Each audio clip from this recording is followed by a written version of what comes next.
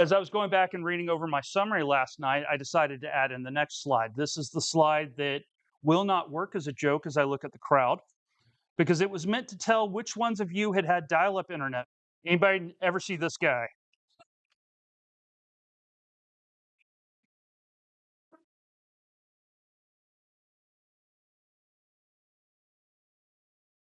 So everybody was like, "That's frame."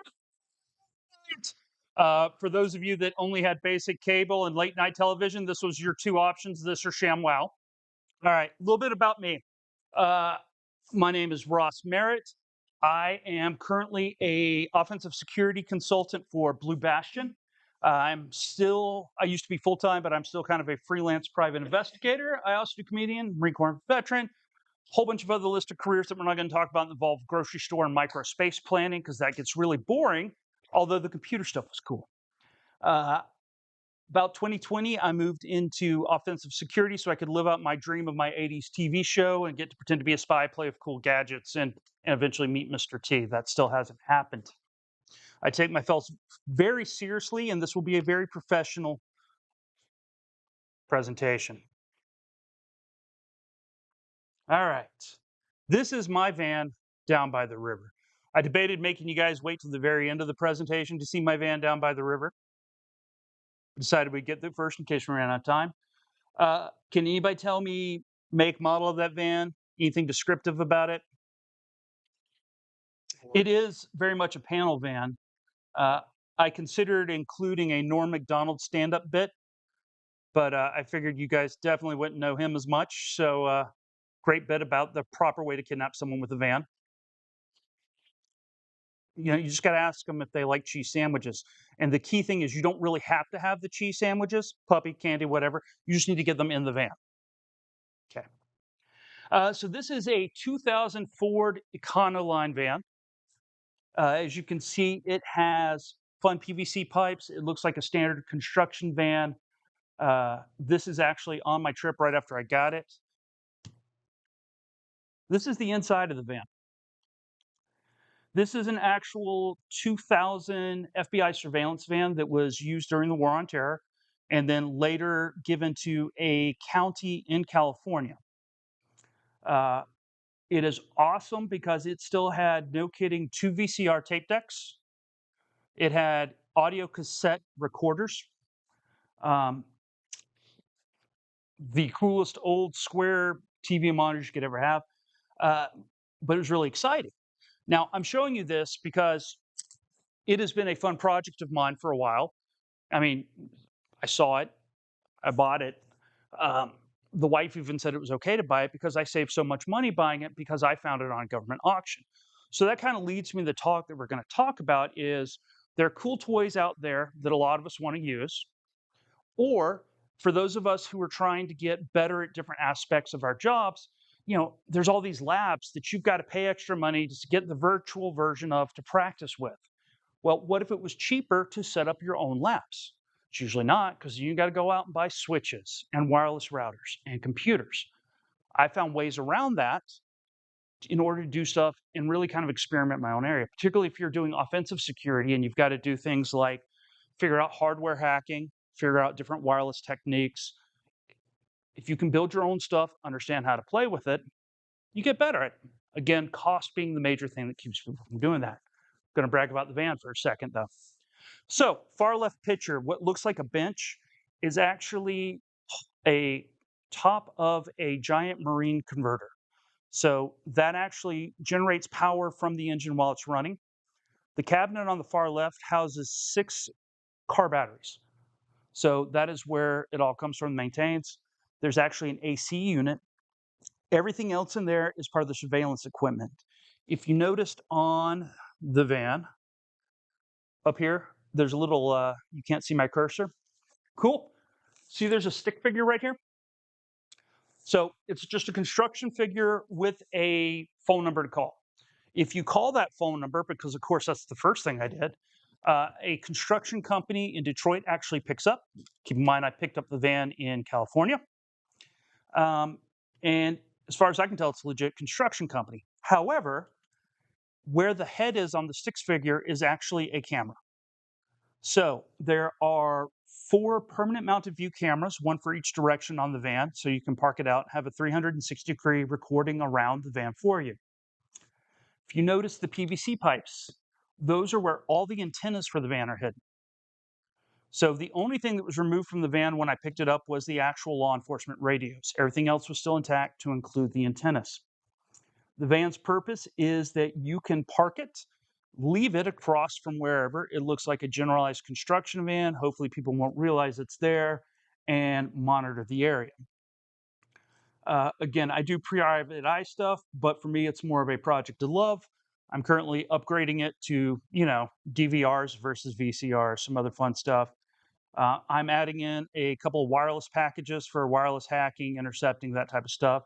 And the end goal is to actually be able to take it around to high schools and clubs in the area to get younger kids excited about cybersecurity and other stuff. It also has multiple mounts on the inside where you can mount cameras of a better quality, zoom, whatnot, to focus outward. This here is actually the hatch to get to the different antennas. And I have removed practically everything here. This was fun. This is actually, it's like a receipt printer, but it took still pictures off of the monitors and printed them out. That's how you did screen grabs back in the day. Really cool, uses a lot of power, kind of fun to have. If we have more time, we can talk more about the van later, but let's get to the other parts. If you notice on the left, this is what the van looks like most of the time today as I work in between projects, shredding stuff, forgetting to put it back together. And this is actually about 8:30 in the morning where it was 97 degrees. So limited time in my van based on whether it's winter or summer. All right. So, like I said, we'll talk more about the van a little bit later, but right now I'm going to talk about how you can get stuff for your own personal labs, personal enjoyment, all that stuff without having to do that. So, we're going to talk about auctions, both in person and online. Right. So, who has ever actually gone to a live auction before? I like how you confidently raise your hand and you're like, me, I'm the only one. Never mind. I'm putting my hand up. All right, let's not talk. So auctions are a lot more common than people realize because generally, unless you're in the car, farm, heavy equipment industry, you don't necessarily go to a lot of them in person. But it's amazing the type of stuff you can find at them. So this is actually in Nampa, Idaho. It's Idaho's largest public auction. All those vehicles you can see out there are actually up for auction, and the prices for which they go for, of course, vary based on who's there that day and wants to buy them, so on and so forth. For example, though, this is a Toyota forklift. It's 1993. General sales value of that, though, is still around the $5,000 range, but it sold for $1,450. Fencing, expensive, sold for $1,700. Conex box for $5,400. Again, if you've priced these out, and again, you never know what you're going to get when you go to the auction.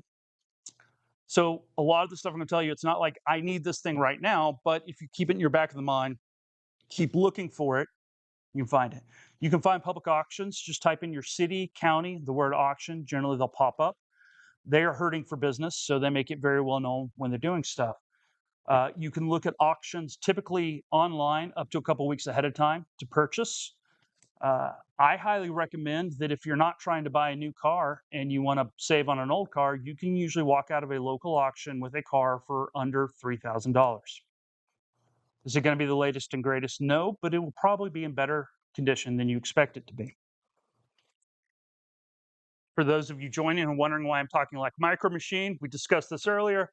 I have a flight to catch, and this was already delayed an hour. But feel free to ask questions. Okay. Government and online auctions.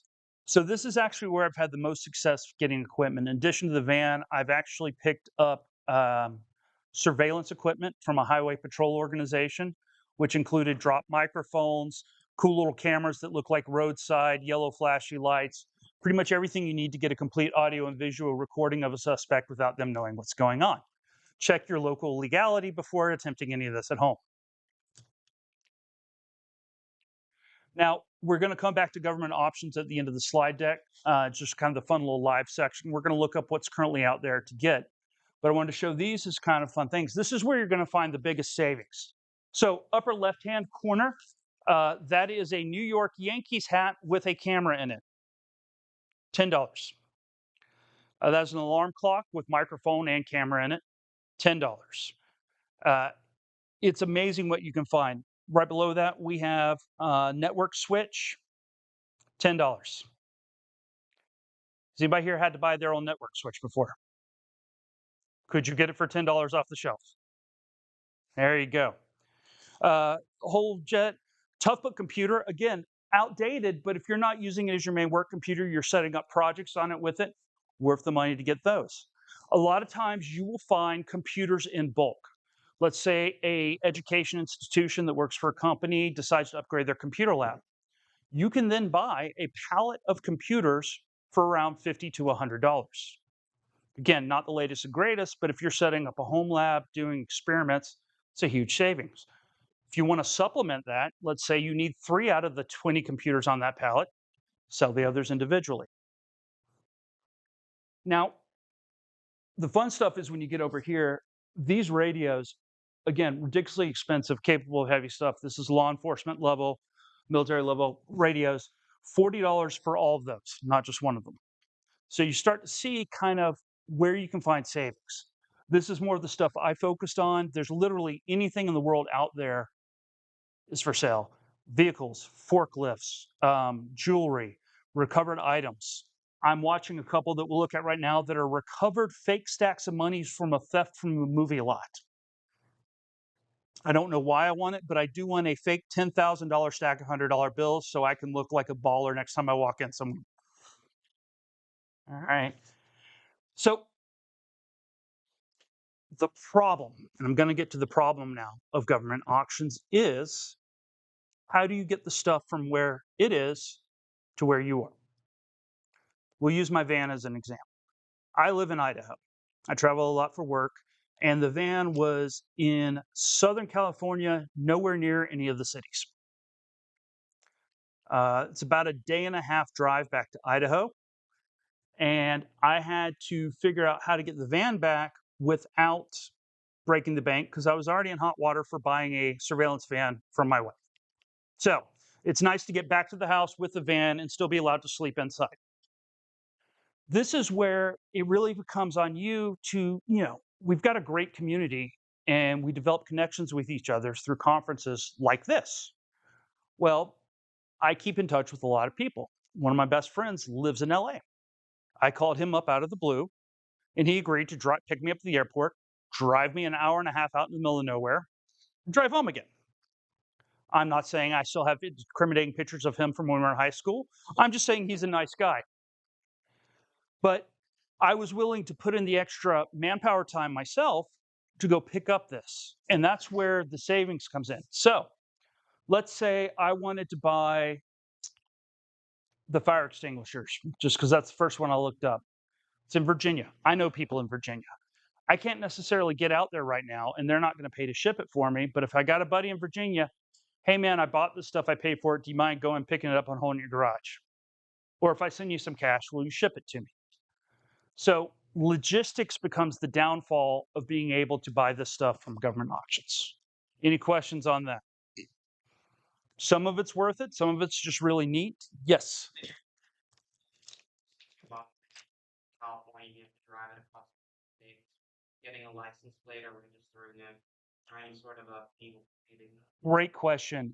In the receipt for the van and what the seller gets, it did state that the van came without a license plate.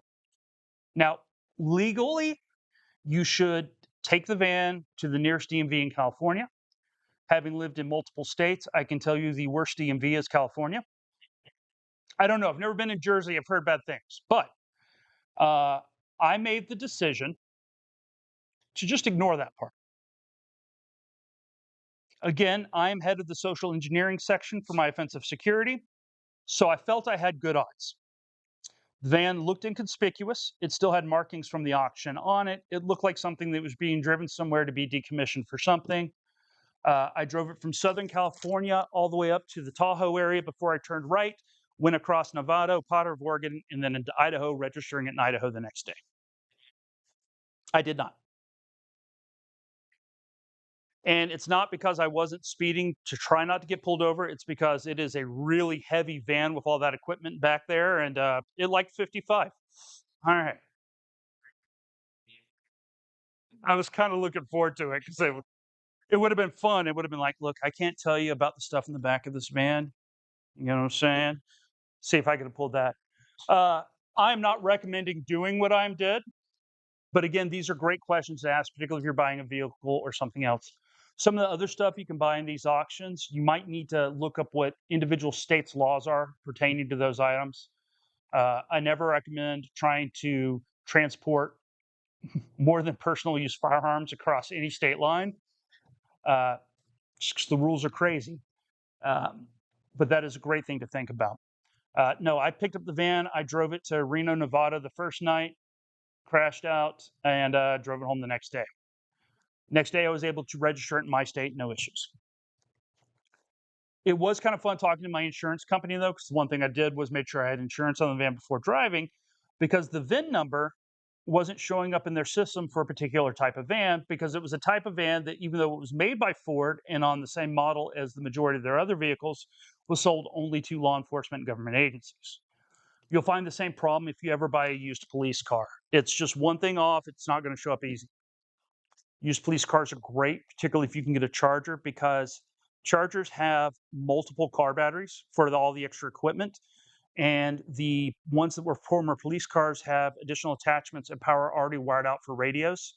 So if you do any sort of thing with ham, wireless, all that, you can build really cool stuff into that. I'm told these will be available to everybody. So it's a list of websites that I use frequently for this stuff. Governmentdeals.com has been my favorite. Most of these are not auctions run directly by the government, but there are companies that already have agreements with the government for their surplus, and then they sell it at a slight profit. All right, thrift shops. Thrift shops are great for low end stuff that you don't want to have to pay a lot of money for. Um, One of the great things about thrift shops, anyone who does a lot of thrift shopping, is not all thrift shops are created equal. There are different pricing structures involved, whether it's a nonprofit, where it's a thrift shop for profit. But one of the great things about them is the people that work in thrift shops go, yep, that's a computer. Yep, that's a wire.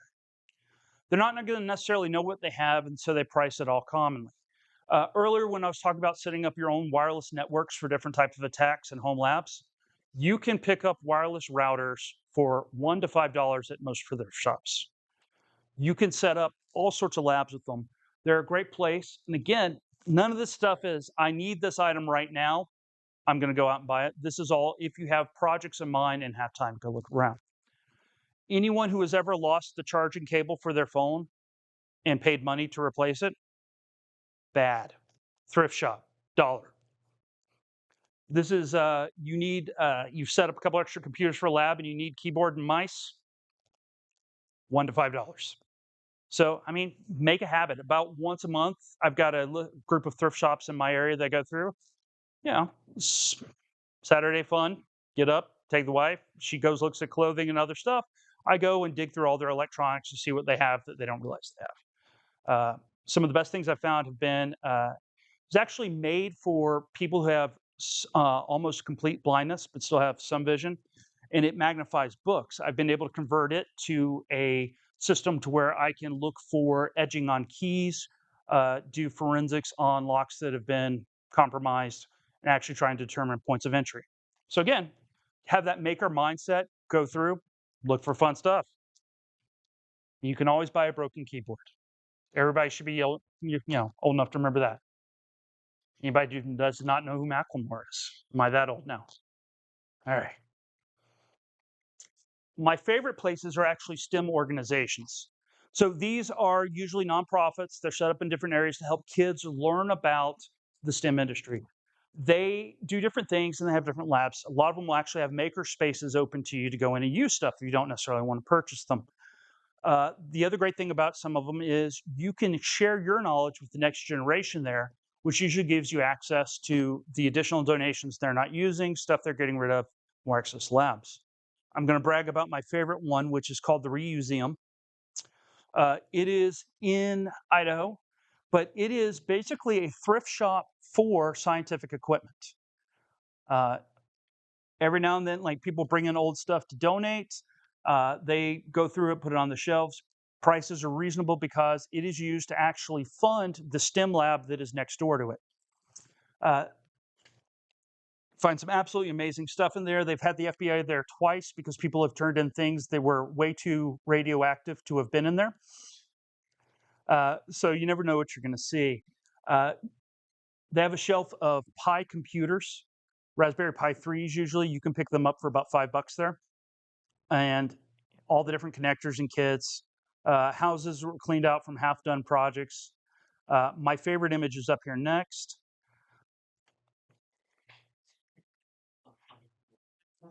Disk drives by weight.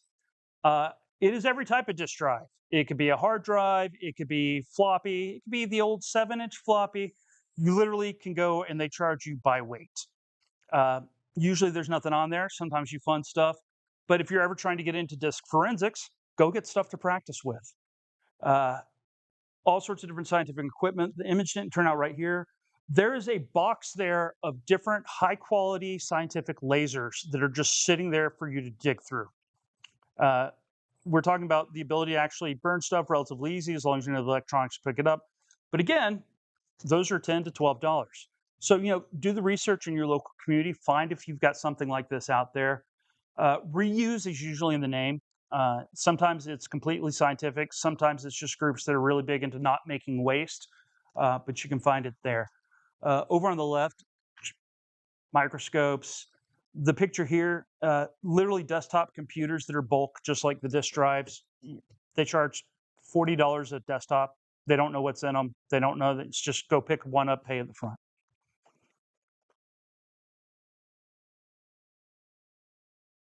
And then the biggest resource you have, I mean, it's the people in this room who were interested in this in the first place. How many of you have a place in your house with projects that you did just to see if you could do them, and now they're just taking up space somewhere, right? I almost need to buy a new house because mine's getting that crazy. Talk to each other, see who wants to learn what, make trades. I would love it, like we always have the lockpick villages and stuff here. Probably should start having a swap meet. Show up with the extra equipment that you have you're not using anymore. Talk with each other, trade stuff in and out. And again, finally back home in Idaho with my van. And again, I apologize for kind of rushing through this, but with the hour delay already.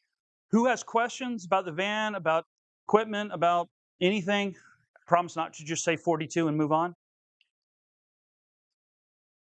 So the antennas had multiple purposes. So one group of antennas was actually for the law enforcement radios. They had actually a federal radio and the sheriff radio for the local area the van was last operated in. The other antennas were for different listening devices. So I don't know if any of you have had to try to do long range recording. You're not going to get, an individual's voice without all the background stuff out, even with a really good shotgun mic, without having a giant dish and a dome trying to point it out the window, which case you're not very covert, right? So a lot of times what law enforcement, different surveillance do, and this goes back to the other kit I bought, which we'll talk about that briefly, is battery powered recording for a localized area. So if you know you're going to have a meet with the subject in a certain area, you hide that microphone near the park bench, near the different area, and you have different things set up to record that. Those also transmit back to a receiver, which was in the van. So you're getting a live audio at the same time you're recording. The other antennas were to pick up those. I am currently loading it up with several Wi-Fi antennas. I love doing war driving for fun. Also, I'm adding ways to contact the van remotely so that I don't have to sit in the back for hours and hours and hours if I'm doing an actual investigation. Uh, the end goal is to be able to just remote in the van and monitor the cameras from wherever I want. Sir.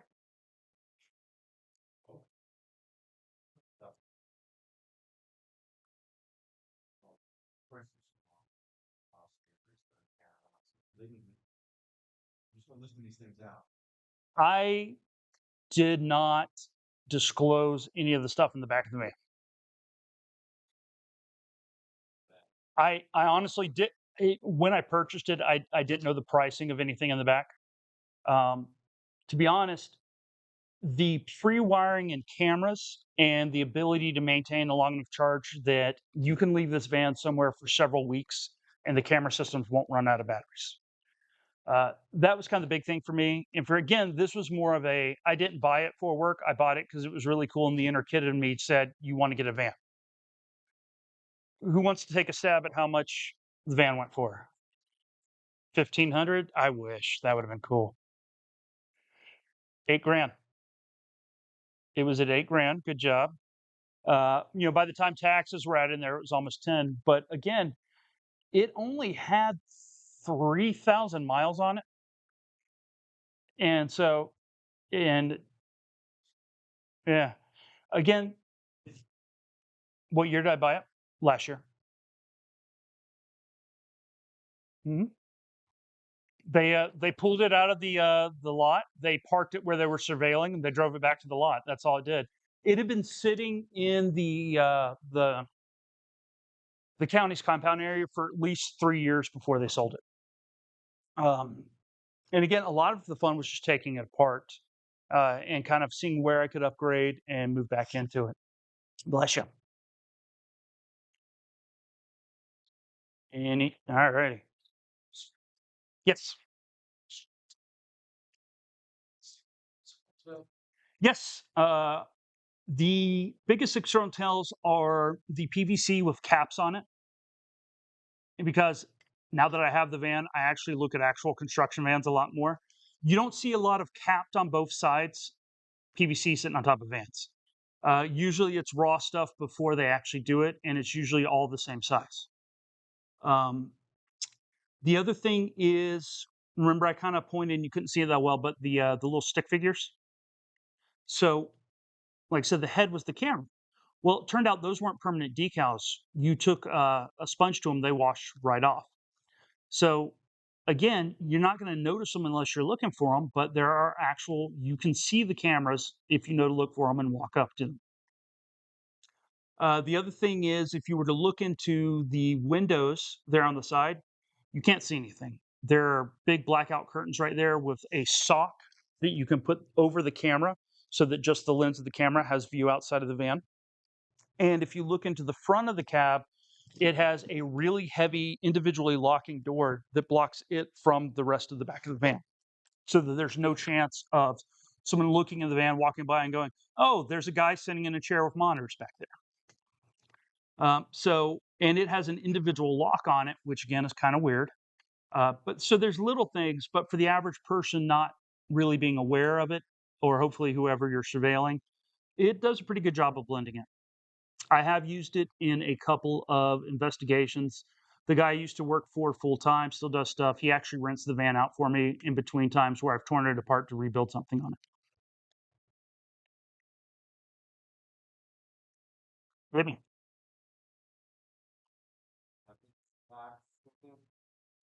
I don't know. Random attacks and stuff might be slightly illegal without something that you had permission to attack. None of us have ever hacked a random Wi-Fi.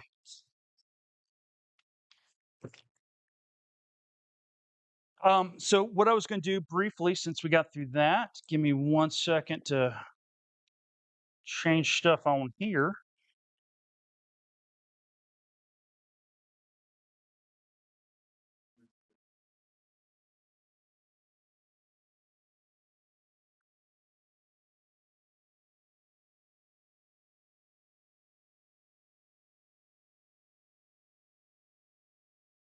All right. So this is the actual, like I said, there's several ones out there. Some of them focus on different things to include military surplus. Some of them are just general government surplus. But I thought it'd be kind of fun to let you guys drive, and who wants to see what we can find for sale on this, kind of look at the price and the process. Uh, this was what I was talking about earlier. I don't know why I want them, but I want them.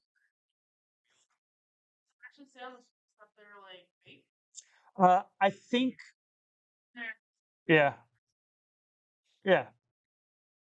I at no point would try and pass these, but because then I don't think they'd be on the website. And I'm also willing to bet that once you get past the first couple, that's probably just blank all the way back. But they look cool. But sometimes you see stuff like this. This is a lot of J.C. Penney and Dillard's gift cards with $400 face value. They're going for 120. Maybe they've got money on them. Maybe they don't. These were both actually in the section of recovered assets, so things that were recovered during a crime bust.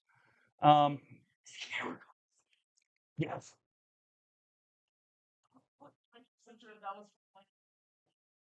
More than likely. All right.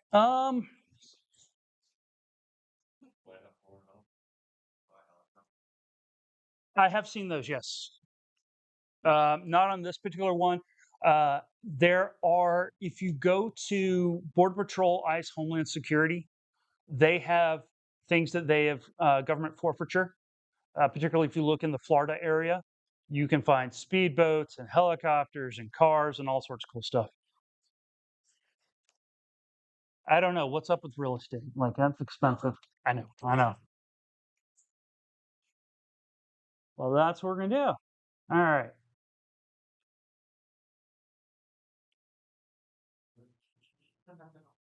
Okay. Strangely enough, this is my hometown, so I got to look into why these were seized later. But a lot of stuff from Sebring up there. Weird.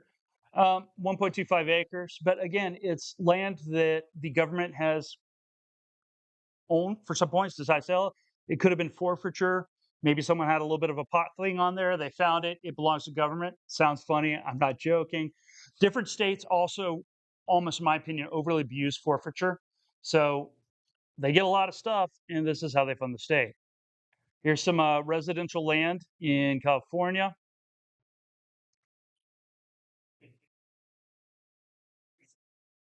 This almost looks like somewhere in Arkansas that a actual horror movie happened. I don't know.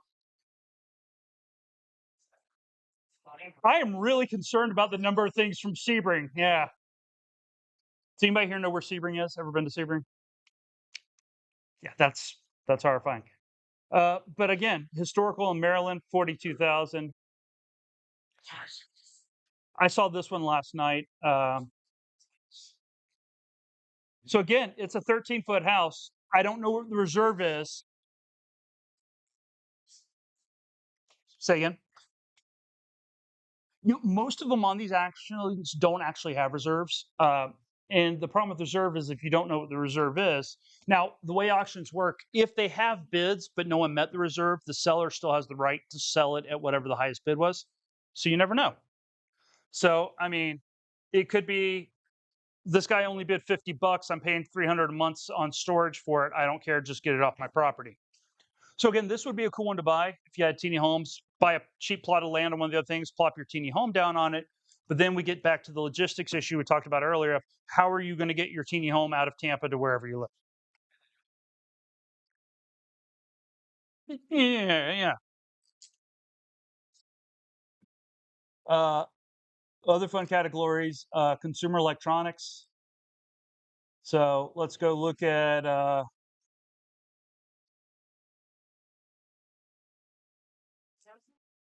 and again, it's not like everything you look at here is going to be amazing. You got to kind of dig through. But document readers, multi-brand, right?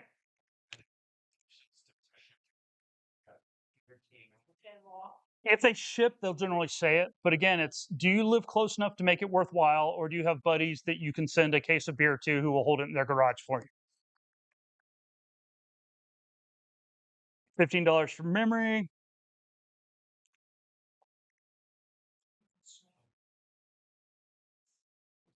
I enjoy when you get to like the grab bag ones. Just like assorted electronics and cables, because you never really know what you're going to find. Sometimes it's worth digging through. There's some more of those tough computers. Those are great if you want to build just a fun cyber deck of something. Obviously, it's not going to run modern Windows or anything, but if you want to just wipe it out, run some sort of Linux on there, have something you can throw, beat around. I've been playing a lot with trying to make some solar powered stuff for a Bluetooth monitoring net I'm doing. So again, anything that's rough and can go outside for a while. I always enjoy the bump too. Is like, do I need oak barrels? I might need oak barrels, right? Do we see the you look like that electrical infrastructure? Yeah, Or that's fun too. Is like sometimes like you'll find SCADA control devices, things you can check into. You're gonna have to kind of guide me, and I can't see it on this one. I'm looking sideways. Here, cool. Cool if you could buy the oil rig, huh? Vertical mix tanks.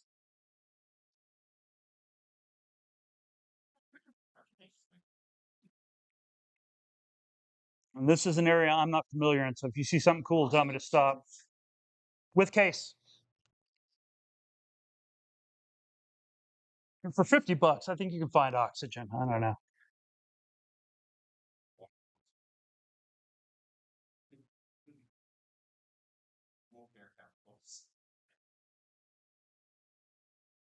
Water relocation, that's a little pricey. Okay, that's actually impressive. 300-gallon tank for $100. You've got water.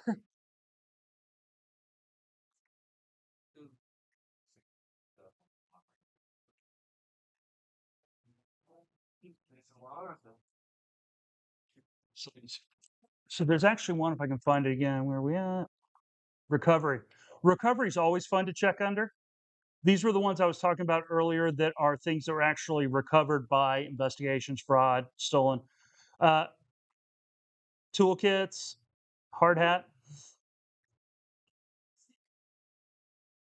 Hey, just because they're criminals doesn't mean they're not safety minded, okay?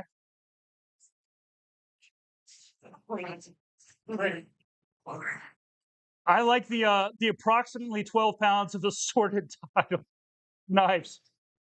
Yeah. Celebs, the card game. Assorted new or lightly used items.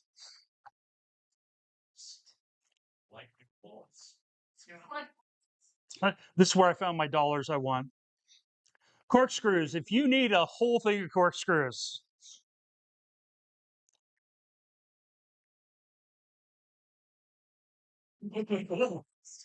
Okay. We're laughing about it, but look at the price on that currently.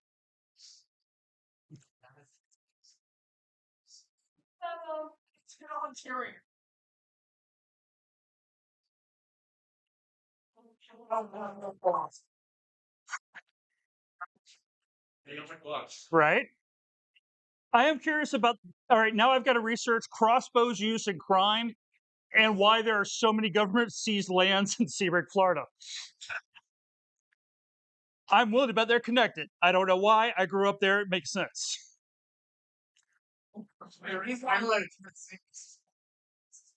8 pounds of miscellaneous electronics accessories.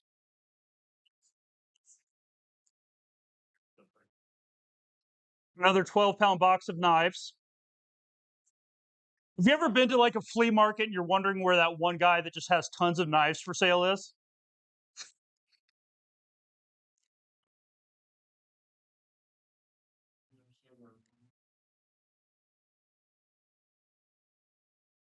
They probably had a big crackdown in Tennessee. Yeah. $300.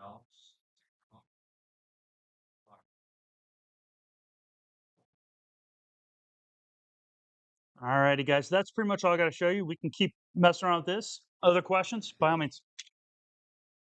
So I do. Mhm. I've looked through sites like this, and the problem is that like I can't find where the private sector, like hospitality industry, selling their resources when the hotels that go out of business or things, the access control systems that they use are not sold Right. to anyone else except for the hotels themselves. So it makes it really challenging to do research on those systems. But like I'm trying to figure out where they sell those resources. So I do not know. I'm gonna clarify that, but I'm gonna go ahead and hazard some guesses.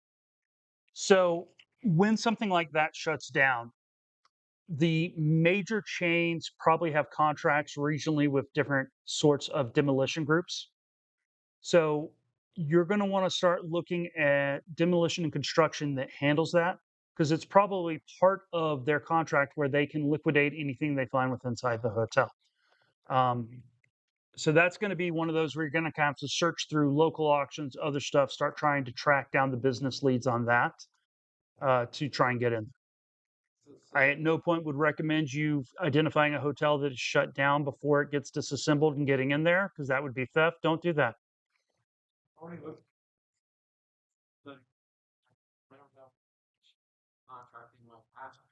Right, and that's going to be more on the, again, the overall corporate chains, contracts in existence, local contractors. I haven't found anywhere that really kind of liquidates that stuff.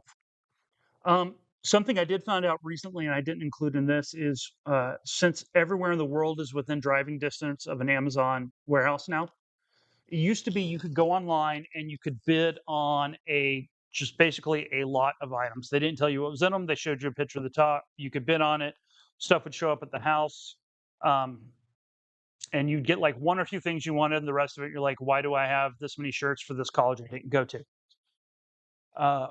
Recently, as in a couple days ago, I found out they now actually have a storefront in the warehouse in Idaho. So I'm assuming other places. I haven't looked into it yet, where you can go in and buy returned items because it's cheaper for them to get rid of the items than return them back to their original place or restock them in their systems.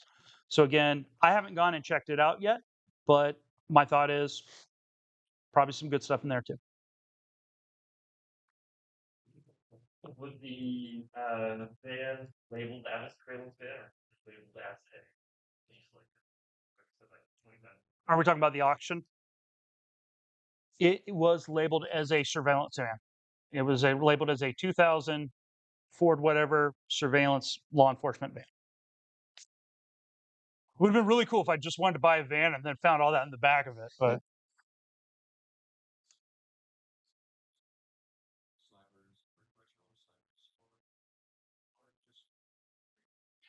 I don't buy enough that I really worry about it. So let's talk about bidding though.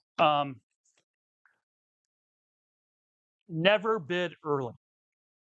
Never bid when the auction's got 5 days left, 6 days left, because someone else has come through it. One thing is you can see how many people are watching the auction, see whether it's worthwhile to try and bid it. I've been in them where there's been a bidding war in the last 30 seconds where it's gone past where I want to do. And again, that's know yourself and know whether you can say, I'm not going to pay more than this, or know if you're the type of person that says, I'm going to win this, and you go broke. I've done both. The other things I want to talk about is some of the auctions, and this is, again, a completely up to you thing. The surveillance equipment I bought, there are not pictures up here of it because of the stringer bell rules of crime, but that auction clearly said for law enforcement use only. I won that auction. It was actually the Idaho Highway Patrol, which is why I went ahead and bet on it because I lived nearby. I walked in, I had a conversation with the guy there, and walked out with all the stuff. So again, that's where kind of social engineering friendly goes in. If you're going to walk in to try and do something like that, a lot of us have a good reason to own things that are law enforcement or emergency services specific. I explained that I work for an offensive security. We test this stuff. We do all the stuff bad guys to do. Then we write reports to the bad guys, fix it before the bad guys do it. That was a good enough excuse for him to allow me to walk out with it. So what I'm saying is don't do anything illegal, but just because you see something that says you can't do it, don't take that as a final answer. I was able to walk in and explain the guy made the decision to give it to me, which makes it legal for me to have it at that point. Does that make sense? If not, I just go, "He gave it to me." Yeah. Yeah. I don't remember his name or what he looked like. You don't want to get your supplier in trouble either.